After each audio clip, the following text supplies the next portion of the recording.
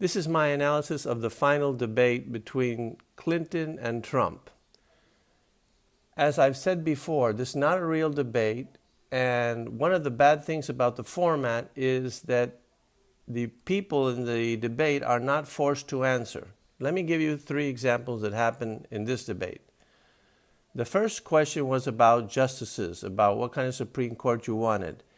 And Chris Wallace asked a very good question, a fundamental question, a question about principle, which was, do you think the Constitution is a living document? In other words, it changes whenever you want according to the circumstances, or do the words mean what they say? In other words, strict construction.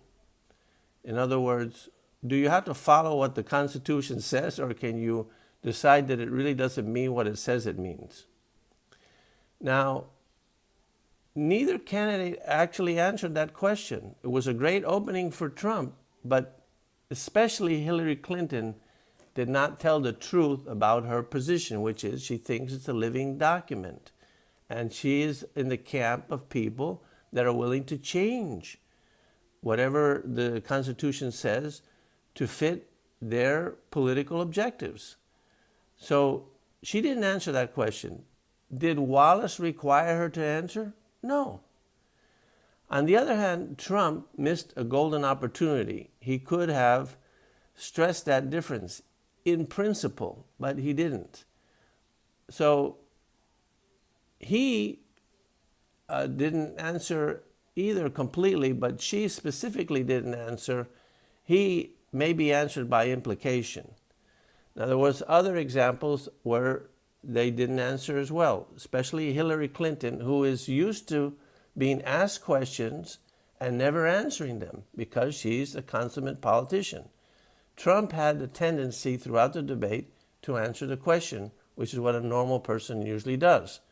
Now, she was asked about the pay-to-play and about her promise of transparency when she went to the State Department, that there wouldn't be mixing up the functions and personnel between the State Department and the Clinton Foundation.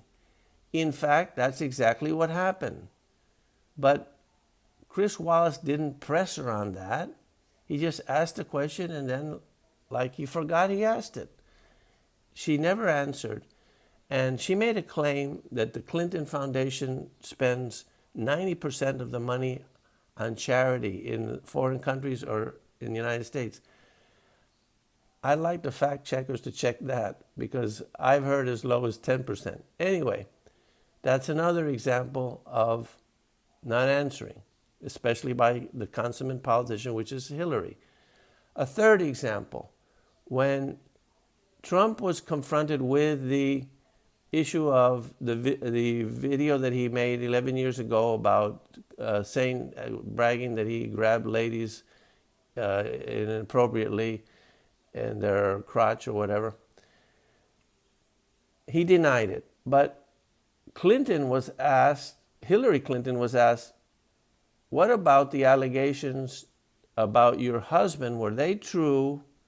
And did you actually attack the ladies who claim to have been raped or sexually harassed by your husband?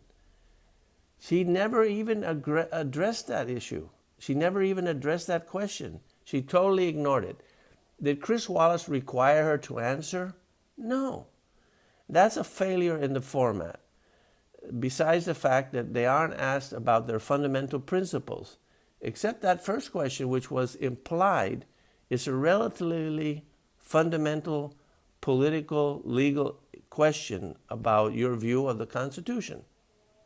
So that's why we really can't get a feel for exactly what these people would do in office. Now, I've said before that Trump, at least at an ethical level, believes in self-interest. And that's why he says, make America first, put America first, make America great again, put America first.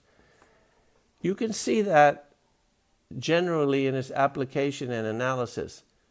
Clinton, on the other hand, believes in sacrifice. Now, the sacrifice game is that she claims that she's in favor of her self-sacrificing, but in fact it's sacrificing some people to benefit others. And that sacrifice game is played, and people actually advocate it when they think they're going to be the winners of this sacrifice game. So they think they're going to come up on top. And of course, Clinton believes that, and she will have crony capitalism, pick the winners and losers, and that's part of her economic plan, which you saw is about the government taxing the people, because she's going to raise taxes, and then deciding who the right companies should be, who should be funded, who shouldn't, and she calls that an investment. Now, that's not an investment, that's government spending, and it's being spent by the people that don't have the judgment to pick the winners as opposed to picking losers, which is what happened with Solyndra, if you recall. So, that's my first basic criticism to this debate. Another point that I've made before is seeing how it is that a person's background comes into play in the debate. And we have a businessman who has to pay attention to cost. Now you see this in different parts of the debate, and a politician who could care less about cost because somebody else pays. So one of the discrepancies or conflicts of difference of opinion between these two candidates is how to deal with protecting other countries, whether we should be the policemen of the world, whether we should pay for the protection of other countries. Now, Hillary's all for it, and Trump said he was against it and that he would require the other countries to at least pay for the protection that we're giving them. By the way, we shouldn't be giving them any protection at any price, because the lives and body of our citizens cannot be paid with money. So you cannot offer mercenary forces to achieve foreign government ends. It's not a proper function of the government. But at least Trump has the common sense to know that it's ridiculous to pay for Japan's defense, for Saudi Arabia's defense, for South Korea's defense, especially when they have all the wherewithal to pay for it themselves. And we are the suckers in that game. It's also in NATO, where we carry the major brunt of it. Hillary used that to try to attack him, to say that he was weak on defense, that he would foster nuclear weapons. I think Trump defended himself pretty well on that issue, and at least he's on the right side of that very important war and peace issue. So those are some of the important points. Now let's go into specific things that were discussed. Immigration. It's clear that Hillary Clinton has a plan to give citizenship to a lot of people that came in illegally. And why? Because she figures they're going to vote for the Democrats, and that way the Democrats can control future elections. Trump obviously is against that, and for deporting, I think both of those positions are mistaken. What you need to do is create a legal status for people that are here without citizenship, so they don't have a chance to vote, but at least they are brought into the fold of society, which they're already in. So, in my view, both positions are mistaken, and that's how the chips fall on that issue. On the economy, basically, Clinton, as I said before, believes in government involvement. Now, Chris Wallace set up the question pretty well. He said, are you in favor of more government involvement or less, and why? They ignored any semblance of a principle there. Well, there's some semblance of a principle, and instead went into the specifics. Now, Hillary Clinton has her so-called 4-point plan, and it involves taxing people, especially the rich, So she always figures there's less rich voters than middle class and poor voters, so it's better to pick off that group, which has very few votes, and try to gain the support of the middle class and the poor people, which are more numerous, and will vote for her to win the elections. This is basic pandering, and that's why redistribution of wealth is so popular on the left, because it works in electoral democracy where popular democracy rules instead of limited government, which would not permit redistribution of wealth, and you couldn't buy these votes based on promising free benefits. So she promises free college. She says that the women are going to get paid the same as the men.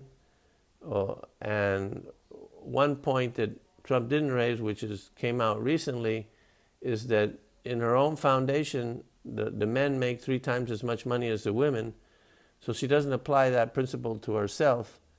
And by the way, it's a ridiculous principle. So she wants to have the government mismanaging the economy by taxing the money and then making malinvestments in one direction or another. She wants to raise the minimum wage so that a lot of people will be unemployed, but she's doing it because a lot of people think that helps poor people. So she'll win votes by raising being in favor of raising the minimum wage. Now, Trump, on the other hand, he wants to reduce taxes, and his strategy is one of growth. And of course, that's a better policy. He's going to cut corporate taxes, which will increase corporate profits and therefore corporate investments and therefore corporate hiring and basic prosperity for the country.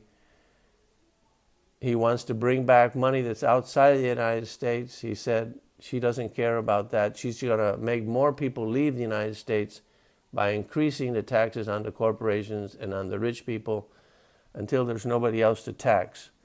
That's the Democrat strategy, the left strategy, which is you tax and tax until you can't spend any more of other people's money. When that other people's money runs out, then you're dead. But of course, you already won the election, you enjoyed the power, and you became wealthy off your power, which is the main problem with the pay-to-play issue with her foundation. She sold influence.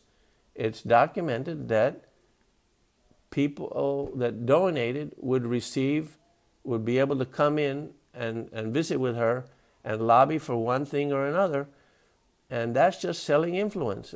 Trump made a good point where he said that she took money from all these countries that she says he acknowledges and she acknowledges have abhorrent laws and discriminate against gays and against women, the so-called identity groups that she is pandering to and trying to get their votes. But I don't know how effective that is in the argument, but that's what happened. As far as the national debt, in my view, both of them are going to explode the national debt. If Trump is successful and there's more growth under his plan, there'll be less of an expansion of national debt. Hillary just disputes the numbers, doesn't admit the fact that if the government takes in more money, there'll be more malinvestment and less prosperity, and growth will be reduced, and therefore there'll be a higher debt. As far as entitlements, it's the same thing. The only chance is to have more growth like Trump promises and thinks he can achieve. Maybe he can. But you have to have a more principled approach to get the entitlement program under control. And I don't think either of them have that. So as far as foreign hotspots, they discussed that. Basically, Trump made some good points about how ISIS is the creation of Hillary Clinton, how she had bad judgment, was going to war in Iraq, that he was against it. She disputes that. And that, in fact, she's responsible for ISIS because when she went in, she didn't stay in and didn't clean it up. Of course, we shouldn't have gone in. We shouldn't stay in. We should have left immediately. And you just compound the mistake by staying in there and going over and over. Wallace tried to catch Trump on the Aleppo issue, whether they had been destroyed or not. That was inconsequential. Anyway, I hope you enjoyed the analysis, and let me know what you think.